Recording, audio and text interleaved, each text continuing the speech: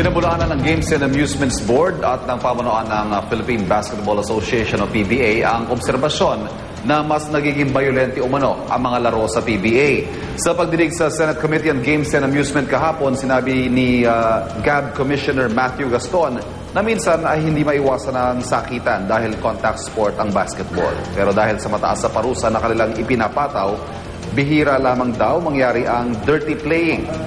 Ayon naman sa Legal Counsel ng PBA na si Attorney Melvin Mendoza, detalyado ang patakaran ng PBA ukol sa mga flagrant fouls. Sabi naman ni Committee on Games and Amusement Chairman na si Senador Coco Pimentel, dapat siguruhin ang kapakanan ng mga manlalaro. Very rare, because if you see that, then there is a corresponding penalty and mas malaki na ang penalty.